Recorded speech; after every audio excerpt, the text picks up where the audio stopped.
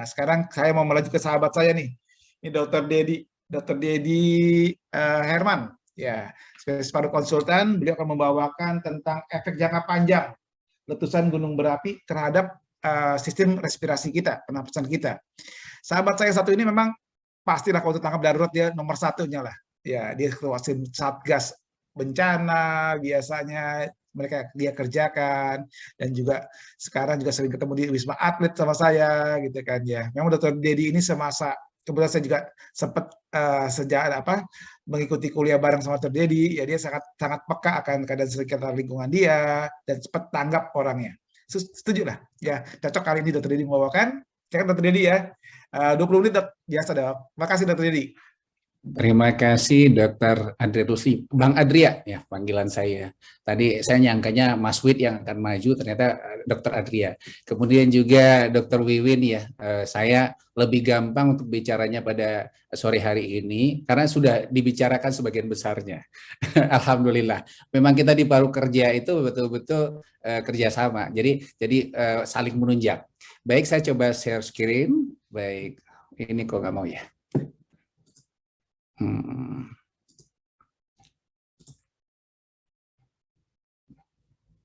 Sebentar. Sebentar.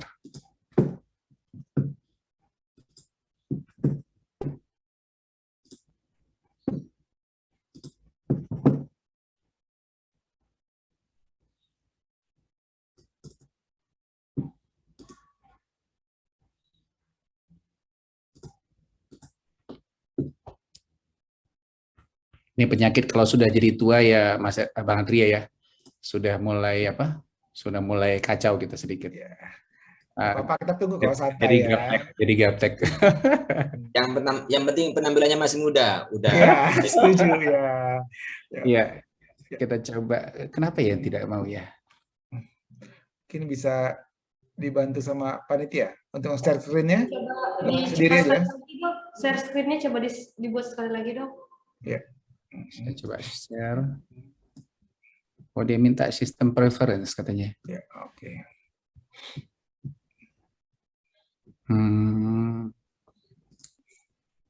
Sudah saya buka.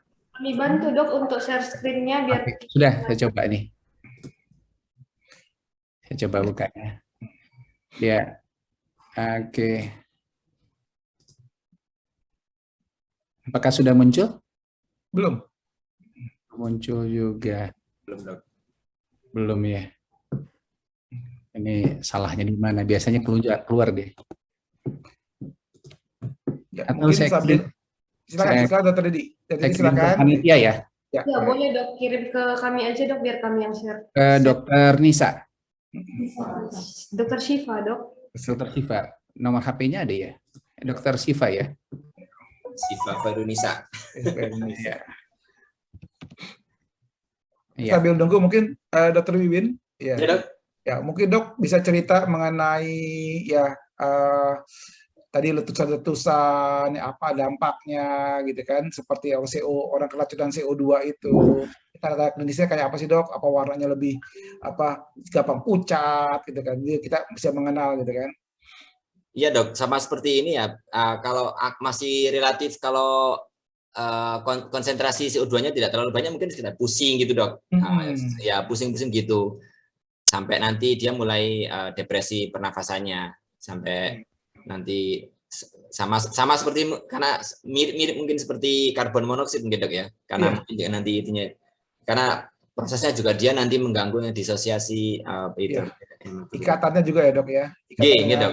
Hemoglobin dia lebih tinggi biasanya. Makanya itu nanti terapinya kan diberikan 100% oksigen dia. Okay. Juga menarik dok. Ternyata iya ada degasing itu ya. Makanya itu yang tadi yang turis tadi itu meninggal juga karena itu dok. Nggak tahu. Jadi itu bukan di kejadian apa istilahnya letusan gunung berapi yang aktif itu bukan. Iya. Karena memang tidak terdeteksi itu ya masalahnya. Iya betul dok. Itu nah, jadi kita bisa itu dok, bisa dokter Pak Aru kita mengusulkannya di samping gerakan vulkaniknya ke BMG ya. BMG iya. Ya, kita juga mesti memonitor kadar gas yang terjadi di sekitar gunung-gunung berapi itu ya mungkin ya. Yang Karena kan mereka Dieng, digerakannya aja ya. enggak dok, yang seperti yang Dieng itu dok, yang tahun berapa itu, itu kan juga pelatu Dieng itu kan, ya itu kan kalau nggak salah kan juga karena seperti itu. Jadi kebocoran CO2-nya itu kan, Dieng kan lama nggak aktif kan dok, Iya, hanya betul. ya tapi ternyata di situ ini banyak ini. Kayaknya udah Dedi udah siap itu. Udah siap, Dok? Ya, silakan. Saya minta ke panitia saja Ya, untuk betul, Dok. bisa Nggak apa-apa. presentasi Panitia, untuk share. Dr. Siva Sebentar mungkin kami udah bisa. siapkan, Dok. Sebentar lagi kami siapkan, Dok. Ya, Iya. oke. Jadi bisa cerita dulu, Dok. Silakan, Dok. ya, jadi sebetulnya letusan gunung berapi itu kita saja yang tidak tahu. Jadi dia gunung itu karena kita berada di cincin api ya, Ya. di Asia Pasifik. Terus terang letusan itu terjadinya sebetulnya ribuan kali. Tapi kita karena tidak sadar ya merasa tidak apa-apa. Kemudian sebetulnya di Indonesia itu ada 127 gunung api yang aktif, yang dikatakan dari Dr. Wiwin tadi ada 127 yang aktif dan 500 yang sebetulnya diam-diam saja. Sebetulnya kalau kita lihat di Toba ya, itu ada gunung di Toba ya, di Danau Toba ya, itu Sinabung ya, itu sebetulnya diperkirakan tidak akan meletus kembali. Ternyata tahun 2010 meletus kembali dengan erupsinya yang tidak berhenti-henti sampai sekarang. Yang itu yang kita takutkan kalau dia erupsi terus-menerus itu yang akan sangat berbahaya. Walaupun tadi dikatakan Dr. Wiwin itu jumlahnya silika yang kristabolit itu yang jumlahnya tidak banyak, itu kristadolit ya, jumlahnya tidak banyak, tapi sebetulnya kalau dia terus-menerus itu akan sangat berbahaya apabila kalau terisap ataupun masuk ke dalam paru kita, sehingga nanti akan menyebabkan masalah kalau dia kronik terjadi pada orang-orang yang terhirup debu tersebut. Ya, Dok. Sudah ada, Dok, nanti sudah bisa ditampilkan slide-nya. Silakan ya. Dr. Sari Tersiva. Oh ya, nih. Silakan. Baik. Ya. Baik. Silakan. Iya, terima kasih. Pertama terima kasih dulu nih kepada Dr. Adria, kemudian Dr. Wiwin mau menunggu jadinya kita terlambat tapi saya nggak cepat saja. Kemudian juga kepada IDI yang sudah meminta atau memberi saya kesempatan untuk berbicara pada sore hari ini.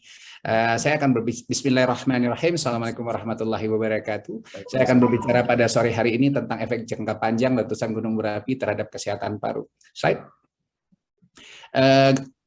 Letusan gunung berapi ini terjadi di seluruh dunia, menjadi penyebab dampak kesehatan baik lokal ataupun global. Karena debu atau gas ini dapat menyebar hingga ratusan ribuan kilometer atau bersifat global, sehingga sedunia itu terkena debunya. Kenapa? Karena pengaruh cuaca dan kecepatan angin. Semakin cepat angin, semakin cuacanya makin berangin, tentu dia akan terbawa kemana-mana debunya. Sehingga efeknya bukan hanya lokal di tempat letusan gunung tadi, juga bisa terjadi pada tempat-tempat lain. Diperkirakan ada sekitar 500 juta orang di dunia ini yang hidup di lingkungan gunung berapi yang aktif. Itu sekitar 100 km di sekitar gunung berapi tersebut. Slide. Kalau kita lihat Indonesia itu paling banyak berisiko untuk mengalami bencana gunung berapi. Hampir 13% gunung api di seluruh dunia itu berada di Indonesia. Seperti kata saya tadi, 127 gunung aktif dan 500 tidak aktif. Dan 62 kali letusan gunung api pada tahun 2018 sampai 2019. Kemudian hampir 10% atau sekitar 5 juta penduduk Indonesia itu bermukim di kawasan rawan bencana gunung berapi. Kalau kita lihat di televisi setiap kalau kita lihat gunung berapi betul yang ada di Jawa, itu letusannya dibawa nanti aliran laharnya ke air, ya kita lihat hancur seluruh sumber daya ataupun hancur penunjang seperti jembatan segala macam. Jadi sebetulnya masalah gunung berapi ini bukan hanya masalah abu dan gas saja ya, Dr. Wiwin, juga termasuk terhadap kehancuran dari segala macam sumber daya ataupun penunjang dalam kehidupan kita sehari-hari. Slide. Kemudian abu vulkanik itu tersusun dari fragmen batuan halus, yaitu kemudian juga mineral dan kaca. Abu yang keras, kasar, agak korosif dan tidak larut dalam air. Kemudian abu vulkanik juga mengandung mineral kuarsa, kristobalit, atau tridimit. Ini adalah kristal silika bebas. Paparan lama dapat menyebabkan silikosis, PPOK, kanker paru, bronkitis, dan asma. Slide. Letusan juga akan menghasilkan gas yang berbahaya yang seperti dikatakan Dr. Wiwin tadi. Ada CO, ada SO2, ada hidrogen sulfida. Namun yang tadi lupa adalah radon. Radon itu adalah penyebab kanker sebetulnya. Dan memang radon itu memang akan sangat tinggi pada daerah-daerah dengan aktivitas gunung berapi yang sangat tinggi. Di tempat-tempat misalnya pemandian air panas juga tinggi radonnya. Abu vulkanik dari letusan gunung itu berbeda dengan debu yang alami yang ada. Ya, karena tidak teroksidasi dan tidak larut ya. Juga membawa zat kondensasi seperti hidrokarbon polisiklik dan berbagai jenis logam yang menyebabkan asfiksia dan kerusakan paru yang telah disampaikan Dr. Wiwin tadi. Slide. Ya, abu vulkanik itu kita klasifikasikan ke dalam partikulat meter. Itu abu vulkanik ini ditemukan dalam bentuk aerosol, yaitu dari partikulat meter 0,5 kurang dari 0,5 mikrometer, partikulat meter 2,5 dan 10. Biasanya kalau yang 10 itu nanti hanya sampai di saluran napas atas, tertahan di daerah laring, ya, faring, kemudian di hidung, kemudian 2,5 itu biasa sampai ke saluran napas tengah, kemudian lebih dari 0,5 itu akan sampai ke alveoli. Batas aman menghirup abu vulkanik itu adalah konsentrasi silika yang tidak melebihi 50 mikrogram yang ditentukan oleh WHO. Slide. Ya, ini yang kita lihat tadi. Kalau dia 10 sampai 15 biasanya sampai bisa menyebabkan nanti rinitis, laringitis. Sekitar 10 misalnya akan terjadi tracheitis atau bronkitis ya. Kemudian kalau misalnya dia lebih kecil lagi, ukurannya 2,5 itu bisa menyebabkan asma, PPOK ataupun kanker. Kalau kecil dari 4 itu bisa menyebabkan chronic disease seperti silikosis. Silikosis ya tentu berbahaya sekali karena nanti akan menyebabkan kerusakan paru yang cukup berat yang menyebabkan nanti pasiennya akan bersifat penyakit bersifat kronik dan progresif yang menyebabkan kondisi pasien makin lama menjadi makin buruk. Next slide. Kristobalit ini akan mengaktifasi sel makrofag alveolar dan sel epitel alveolar tipe 2 dan juga nanti juga bisa memicu timbulnya pembentukan granuloma. Secara kimiawi dia tidak murni, dia mengandung hingga 3% dari aluminium. Penggabungan dengan aluminium menyebabkan kristobalit ini akan bersifat menekan reaktivitasnya.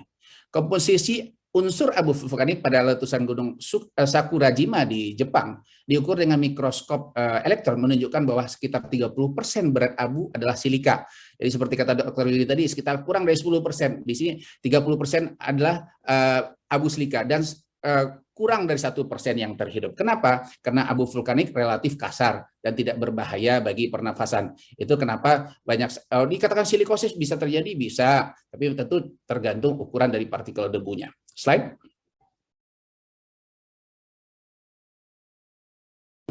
Ya, ini kita lihat kalau kita lihat di ya ukuran debu dari 4 letusan gunung berapi, ternyata di sini dari ukuran dari Vesuvius yang 25 Agustus AD79 yang paling kecil ukurannya. Sedangkan kalau kita dari Cerro Negro tahun 95, yang A Saint Helena 18 Mei 1980 ataupun yang C Sakurajima ukurannya partikelnya cukup besar sehingga dikatakan masih cukup aman untuk jangan sampai terjadinya silikosis. Slide.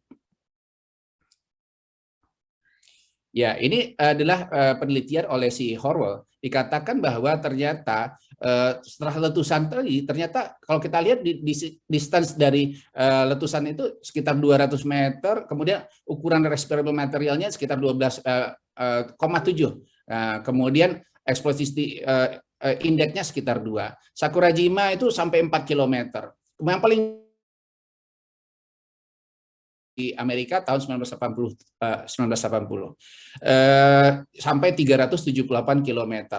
Slide.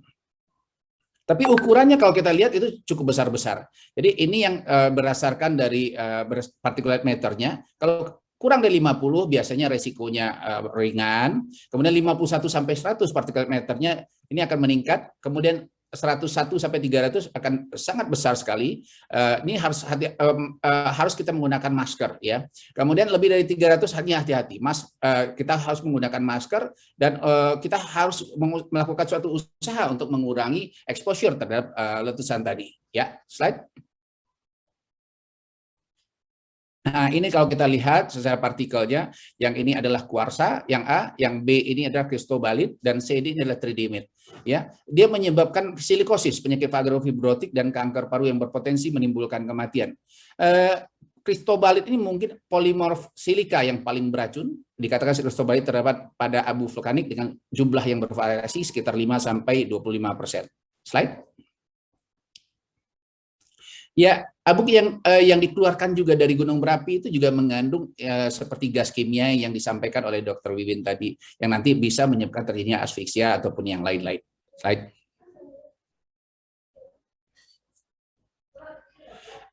Efek debu vulkanik, ada beberapa hal yang penting dicatat atau diketahui apa yang bisa menyebabkan efek debu vulkanik ini terhadap kesehatan paru. Yang pertama, konsentrasi partikel atau debu tersuspensi di udara. Semakin tinggi konsentrasinya, semakin besarlah kemungkinan orang itu akan menjadi sakit lebih berat.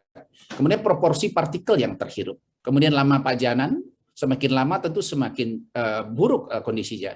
Kemudian kondisi meteorologi seperti tadi katakan gunung meletus di di Sinabung, bisa saja abunya sampai ke Bukit Tinggi. Kenapa? Karena pengaruh angin ataupun cuaca. Kemudian faktor individu, tentu orang-orang dengan faktor kondisi imunitas yang rendah ataupun kondisi yang sudah ada kelainan di parunya tentu akan bisa berefek buruk terhadap parunya apabila terhirup dari abu ataupun debu dari gunung yang meletus. Slide. Kemudian silikosis, kita bicara ada beberapa tadi. Yang pertama silikosis, letusan gunung berapi itu sering berumur pendek.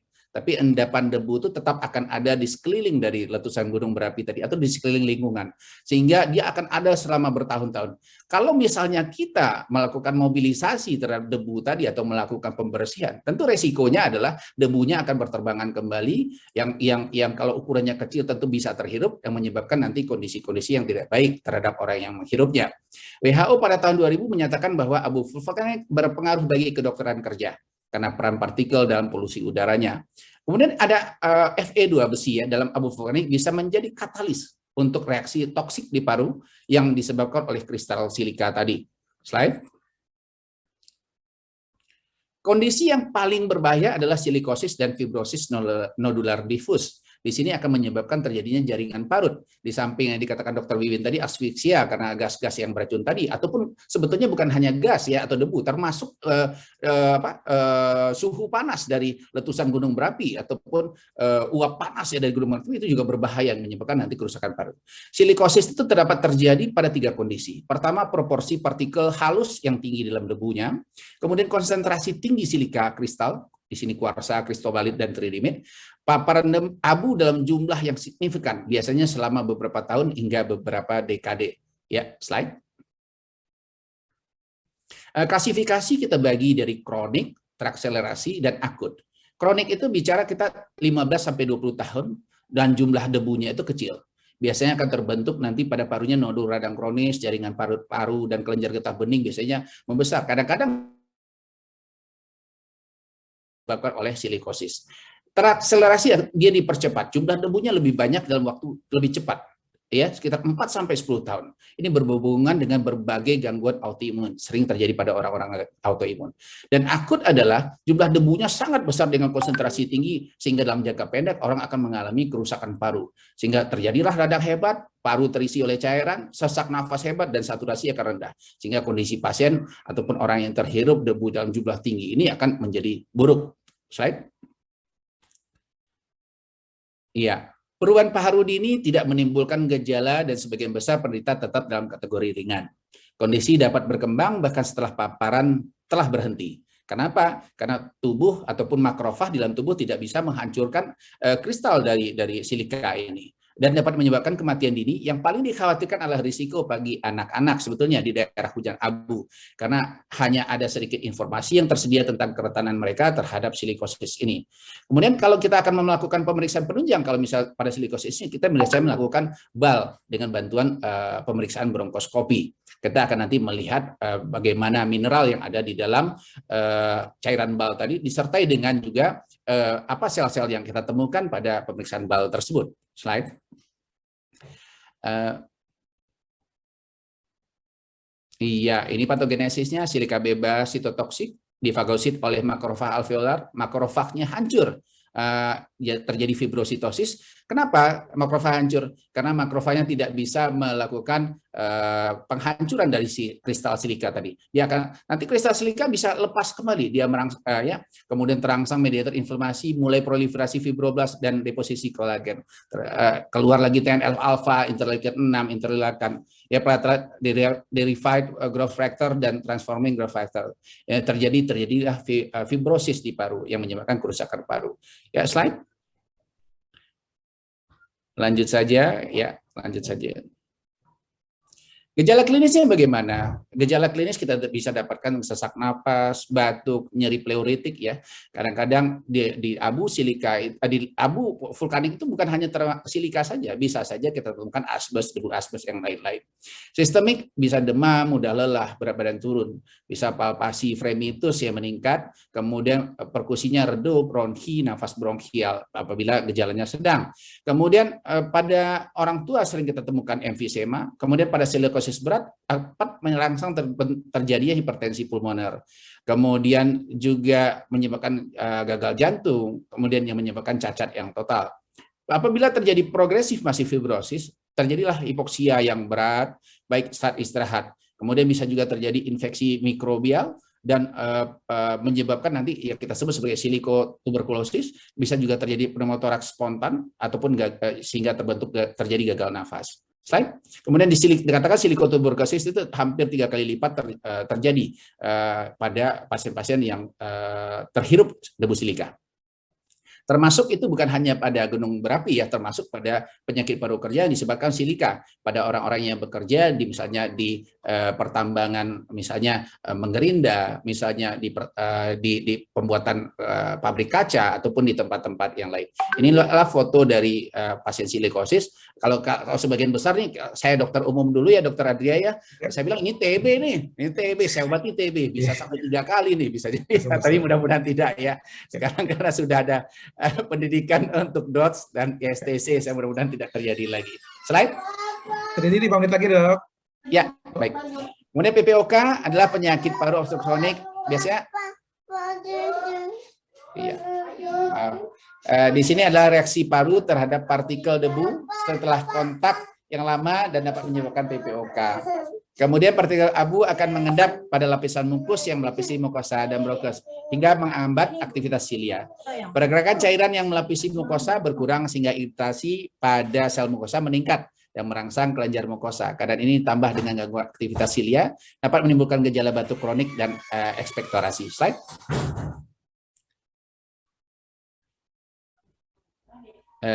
Bila terjadi iritasi terus-menerus, terjadi erosi epitel serta pembentukan jaringan parut dan metaplasia squamosa dan penebalan lapisan squamosa. Ini menyebabkan stenosis dan obstruksi saluran napas yang bersifat irreversibel. Durasi paparan debu vulkanik ini jangka panjang akan dapat menyebabkan penyakit paru obstruksi kronik. Dan penelitian para penebang dan petani yang bekerja di daerah yang terkena abu vulkanik di Jepang itu mengalami penurunan fungsi paru dalam jangka pendek dan dia bersifat irreversibel. Artinya bahwa letusan gunung berapi ataupun debu yang berada di sekeliling orang yang bekerja itu masih akan berefek terhadap orang yang bekerja di tempat abu ataupun debu tersebut. Slide. Ini patogenesis ya, sebetulnya kalau kita lihat ada environmental insult to lungs itu di sini adalah polusi itu bisa saja karena si debunya tadi melepaskan free radical pada paru, kemudian menyebabkan aktivasi dari antiprotease, kemudian terjadilah inflamasi pada paru dan terjadilah hal-hal yang nanti bisa berlanjut nanti menyebabkan berbagai macam dari kondisi dari PPOK tadi, bisa juga menyebabkan terjadinya emfisema ataupun kronik bronkitis. Slide. Kemudian kanker paru, fagositosis partikel beracun seperti silika kristalin ataupun titanium dioksida, ini akan mengarah ke respon toksik untuk menghilangkan partikel. Namun tak akan terjadi kegagalan fagositosis. Kenapa? Tidak mungkin si makrofag bisa menghancurkan si asbes ataupun si partikel tadi, dan menyebabkan partikel tadi akan tetap ada di dalam paru. Dan dia akan tetap menimbulkan reaksi di dalam paru.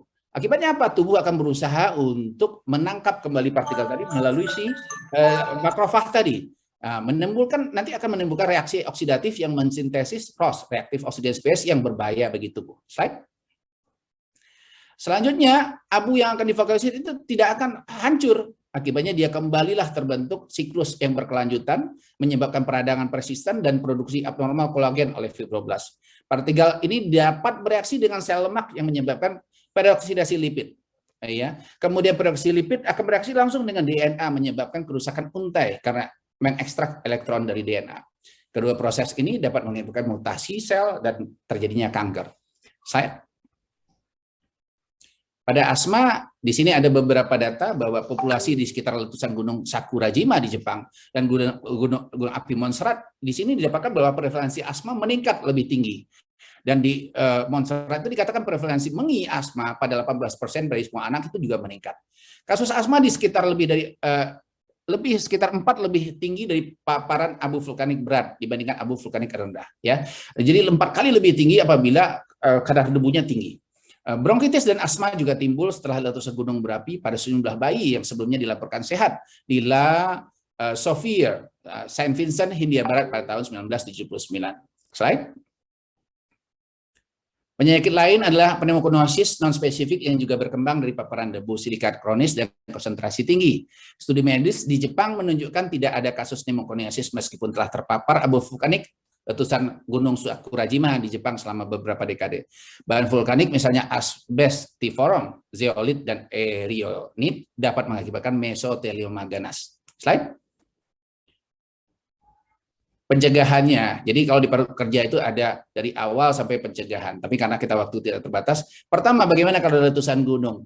Tutup jendela, jadi minimalkan penggunaan pemanas udara dan AC untuk mencegah abu dan gas di dalam rumah. Masker, digunakan masker yang terbaik tentu menggunakan masker respirable N95, menjaga kulit kontak dari debu tadi, lakukan metode basah, jadi kita siram dengan air untuk membersihkan debu yang ada sekeliling rumah, perhatikan peringatan otoritas yang berwenang tentang waktu yang aman untuk bepergian, jadi sebaiknya kita di rumah saja, jauhkan anak dari udara luar, jangan biarkan anak bermain di tumpukan debu, bantuan medis kita butuhkan apabila terjadi gangguan. Slide.